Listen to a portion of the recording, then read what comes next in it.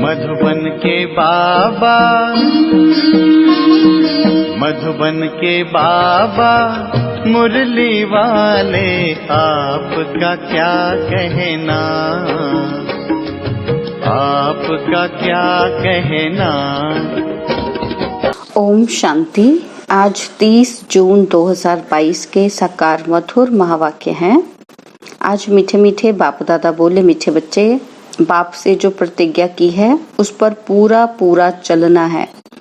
धरत परिये धर्म न छोड़िए, यही है सबसे ऊंची मंजिल। प्रतिज्ञा को भूल उल्टा कर्म किया तो रजिस्टर खराब हो जाएगा। बाबा ने कहा, मीठे बच्चे, बाप से जो प्रतिज्ञा की है उस पर पूरा पूरा चलना है। धरत परिये धर्म न छोड़िए, यही है सबसे ऊंची मंजिल। प्रतिज्ञा को भूल उल्टा कर्म किया तो रजिस्टर खराब हो जाएगा। बाबा ने आज हमसे प्रश्न पूछा कि यात्रा पर हम तीखे जा रहे हैं, उसकी परख अथवा निशानी क्या होगी। और उत्तर में बाबा कहते कि अगर यात्रा पर तीखे जा रहे होंगे तो बुद्धि में स्वदर्शन चक्र फिरता रहेगा। सदा बाप और वर्षे के सिवाय और कुछ भी याद नहीं होगा। यथार्थ याद माना ही यहाँ का कुछ भी दिखाई न दे। देखते हुए भी जैसे नहीं देख रहे हैं, वह सब कुछ देखते हुए भी समझेंगे कि यह सब मिट्टी में मिल जाना है, यह महल आदि खलास हो जाना है, यह कुछ भी हमारी राजधानी में नहीं था ना फिर होगा। मुरली का गीत है, मांझी मेरे किस्मत की। ओम शांति। यह गीत की लाइन वास्तव में रॉन्ग है। बाप कहते हैं, बच्चे, मैं आया हूं तुम्हें ले जाने के लिए। कहाँ ले जाएंगे? मुक्ति और जीवन मुक्ति धाम। जितना ऊंच पद चाहे उतना लो। ऐसे नहीं कि वह जहां चाहे। चाहते तो सभी हैं कि पुरुषार्थ करें, परंतु ड्रामा अनुसार सभी पुरुषार्थी एक जैसे तो नहीं बनेंगे। यह तो अपने ऊपर बच्चों को कृपा करनी है। ज्ञान सागर तो ज्ञान और योग सिखलाने आए हैं, यह है उनकी कृपा। टीचर पढ़ाते हैं, योगी योग सिखलाते हैं। बाकी कम जास्ती सीखना तो उनके ऊपर है। तुम जानते हो कि हम सभी सत्य के संग में बैठे हैं, ना कि झूठ के संग में। सत्य का संग एक ही है, क्योंकि सत्य है ही एक। सत्युग की भी स्थापना वही करते हैं और सत्युग में ले जाने के लिए पुरुषार्थ भी करवाते हैं। सच का एक श्लोक भी है कि सच बोलना, सच चलना, तब ही सचखंड में सच चल सकेंगे। सिख लोग कहते भी हैं, सत्य श्री अकाल। एक ही वो सत्य बाप सबसे श्रेष्ठ है। अकाल मूर्त है, उनको कभी काल खाता नहीं। मनुष्यों को तो घड़ी घड़ी काल खाता है। तो तुम बच्चे सत्संग में बैठे हो। भारत जो अभी झूठ खंड है, उनको सच खंड बनाने वाला ही एक बाप है। देवी देवताएं सभी बच्चे हैं। यहाँ से देवताएं पुण्य आत्मा पने का वर्षा ले जाती है। यहाँ तो झूठ ही झूठ है। गवर्नमेंट जो कसम उठवाती है वह भी झूठ। कहते हैं कि हम भगवान की कसम उठाकर सच कहते हैं, परंतु यह कहने से मनुष्यों को डर नहीं लगता। डर रहता ही नहीं है। इससे तो कहे कि हम अपने बच्चों की कसम उठाते हैं तो हिचकेंगे, दुख होगा, क्योंकि समझते हैं कि ईश्वर हमको बच्चे देते हैं। तो ईश्वर के नाम पर हम बच्चों का कसम उठाएं, पता नहीं मर जाए तो इसमें हिचकेंगे। स्त्री पति का कसम कभी नहीं उठाएगी। पुरुष स्त्री का कसम जल्दी उठा लेंगे, समझेंगे कि एक स्त्री गई तो दूसरी ले लेंगे। मनुष्य मात्र जो भी कसम उठाते हैं वह सब झूठ है। पहले तो गॉड को फादर समझे, नहीं तो फादर पने का नशा नहीं चढ़ता। तुम बच्चे तो जानते हो कि सत्य श्री अकाल उस फादर को कहा जाता है। उस सत्य का नाम है शिव। अगर सिर्फ रुद्र कहेंगे तो मूंझ पड़ेंगे, परंतु समझाने में कहना पड़ता है। गीता में भी है, रुद्र ज्ञान यज्ञ जिससे विनाश ज्वाला प्रज्वलित हुई है, वह भी यहाँ की ही बात है। कृष्ण के यज्ञ का नाम नहीं है। दोनों को मिक्सचर कर दिया है। समझाया गया है कि सत्युग त्रेता में तो कोई यज्ञ होता ही नहीं है। यज्ञ होता ही है एक ज्ञान का, बाकी सब है मटेरियल यज्ञ। पोथी पढ़ना, पूजा करना सब है भक्ति मार्ग। ज्ञान तो एक ही है जो सत्य परमात्मा देते हैं। मनुष्य सभी ईश्वर के लिए भी झूठ बोलते हैं। इसलिए ही भारत कंगाल हुआ है। इन जैसा बड़े से बड़ा झूठ कोई है नहीं। यह नाटक तो बना हुआ है। इसका एक नाम है भूल भुलैया, अर्थात बाप को भूल जाने से भटकना, फिर बाप आकर भटकना छुड़ा देते हैं। यह ड्रामा में हार जीत का खेल है। हार खाने में आधा कल्प लगता है, एकदम पूरा मिट्टी में मिल जाते हैं, फिर आधा कल्प हमारी जीत रहती है। यह बातें तुम्हारे सिवाय कोई भी नहीं जानते। बड़ी बड़ी गीत पाठशालाएं हैं। गीता का भारतीय विद्या भवन बनाया भी है। नाम तो गीता का बड़ा भारी है। गीता को कहा जाता है सर्वशास्त्रमयी शिरोमणि, परंतु नाम बदली करने से कोई काम के नहीं रहे हैं। गीता का नाम तो बहुत चला आता है। बाप कहते हैं गीता का भगवान मैं हूँ, ना कि श्री कृष्ण। अभी है संगम, बाप रचयिता है। जब स्वर्ग रचते हैं तब तो राधे कृष्ण व लक्ष्मी नारायण आए। बाप आकर स्वर्ग का मालिक हमको ही बनाते हैं, जगदम्बा और जगत पिता द्वारा। राजयोग तो भगवान के सिवाय कोई सिखला ना सके। जगदम्बा बहुत नामी ग्रामी है। कलश भी जगदम्बा पर रखते हैं। लक्ष्मी नारायण व राधे कृष्ण तो अब है नहीं। कृष्ण के साथ तो राधे भी होनी चाहिए। गीता में राधे का कुछ भी वर्णन है नहीं, भागवत में है। बाप कहते हैं जो राधे कृष्ण थे वह अब 84 में अंतिम जन्म में है। मैं उन्हों को और उनकी राजधानी को फिर जगा रहा हूँ, सभी को गोरा बना रहा हूँ। यह बड़ी गुह्य बातें हैं जो तुम ही जानते हो कि हम सूर्यवंशी चंद्रवंशी दैवी घराने के हैं।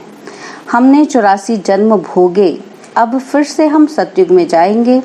गिनती तो सतयुग से लेकर करेंगे ना। 84 जन्मों का चक्र भी मशहूर है। तुम वर्षे को घड़ी घड़ी याद करते हो ना, अब 84 के चक्र को याद करो। इस चक्र को याद करना माना सारे वर्ल्ड की हिस्ट्री ज्योग्राफी को याद करना।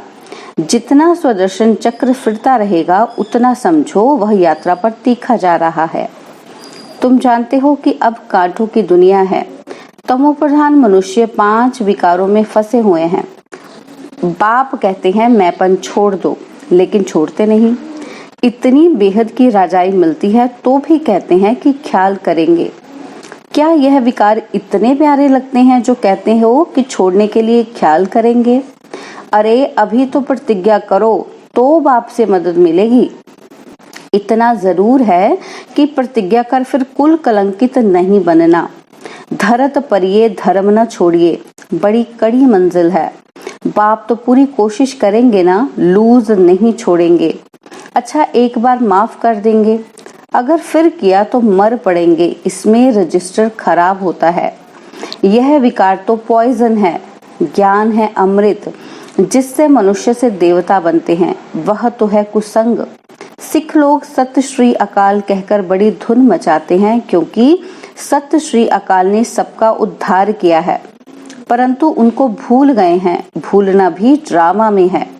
जैन धर्म वालों का बड़ा कड़ा संन्यास है। बाप कहते हैं कि मैं तुमको सहज राजयोग सिखाता हूँ।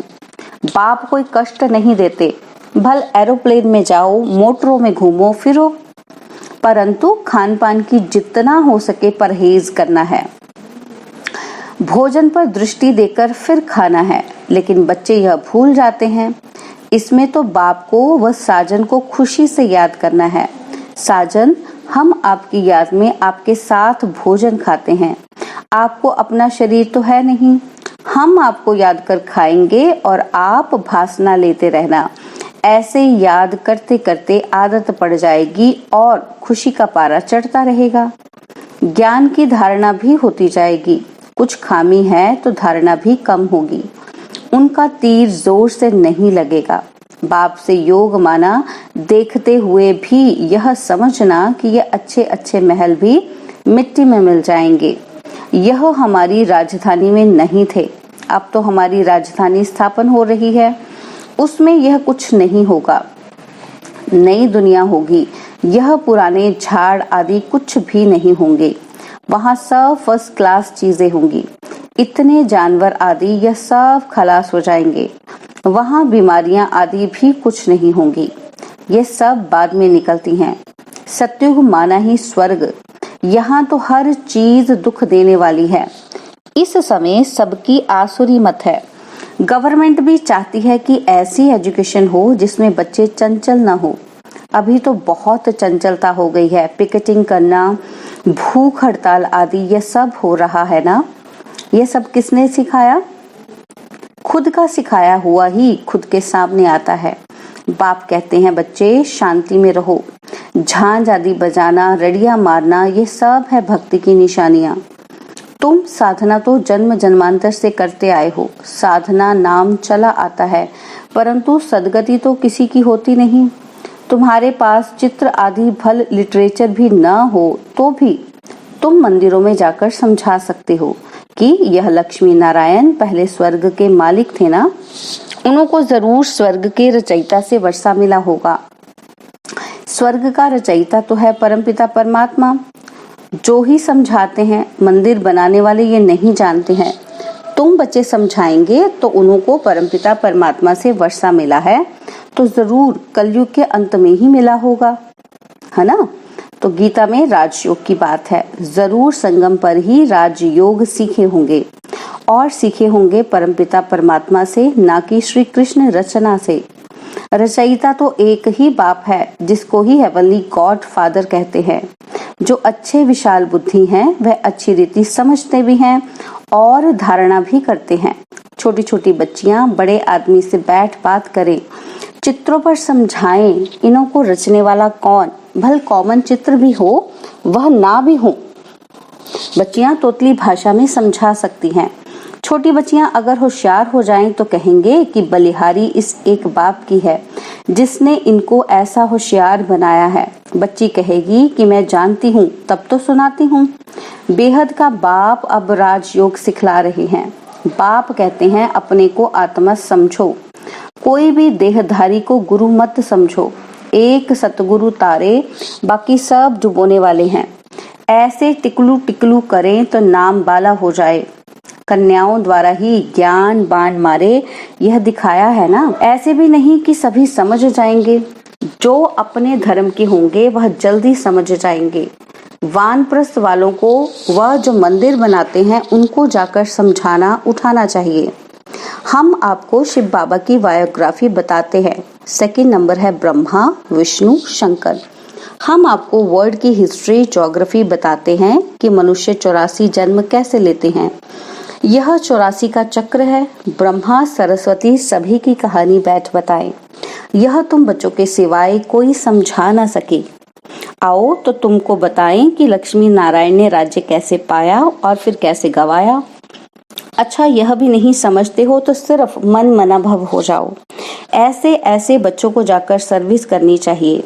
अच्छा, मीठे मीठे सिकिला दे बच्चों प्रति माता पिता बाप दादा का याद प्यार और गुड मॉर्निंग। रूहानी बाप की रूहानी बच्चों को नमस्ते। हम रूहानी बच्चों की रूहानी बाप दादाजी को दिलवा जान सिकवा प्रेम से नमस्ते। ओम शांति। प्यारे बाबा, मीठे बाबा, मेरे बाबा, शुक्रिया बाबा, शुक्रिया बाबा, शुक्रिया बाबा। धारणा के लिए मुख्य सार है कि पहला पॉइंट है, अंदर में कोई भी खामी हो तो उसे चेक कर निकाल देना है। बाप से जो प्रतिज्ञा की है उस पर अटल रहना है। सेकंड पॉइंट है, भोजन बहुत शुद्धि से दृष्टि देकर स्वीकार करना है।